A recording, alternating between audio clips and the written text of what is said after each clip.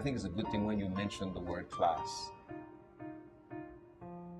Unfortunately, when you think of class, you think of divisions. And when I think of class in the context in Latin America, there's a class that's disappearing because of the inequalities. And that's the middle class, the working class. Now, that class has been looked upon as a class that, because of the work that they do and because they're professionals, they also become part of the great consumer class. More and more in Latin American countries, what is happening is that this group is becoming less and less of a competing class to becoming more of an impoverished class. So the inequalities is narrowing the class system down to only two classes: the rich and the poor. The knowledge or the concept of class seems a bit exclusive and excluding. Think of more and more about the human being, the common being, rather than only thinking of the class. Trying to get the human being back into the equation and back into the place and the purposes of God's plan, back into the relationship mode, because we're relating with one another. I think we will be more and more on target with the purposes of God's plan. I would be very happy to have conversation with economists to understand the phenomena and to understand where it's coming from, and not only the effects and the conclusions.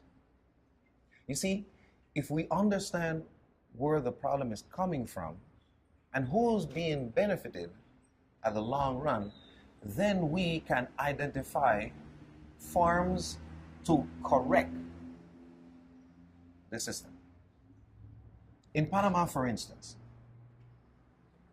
we have been in conversation with economists, and they identify that the economic growth in Panama responds to a plan and a project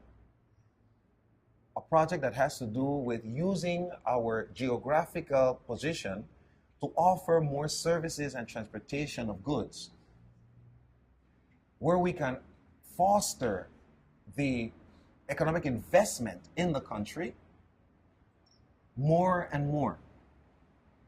Now, in doing this, which is not a bad thing, the needs of the people are not being met. Yes, we have a lot of income and we're growing. We are the second fastest growing and steady growing economy in the region. But we are also the second country with the largest inequalities in the region as well. We have honored the economy, but the benefits of economic growth are not seen in the benefits to the human being, the common being. We have situations where,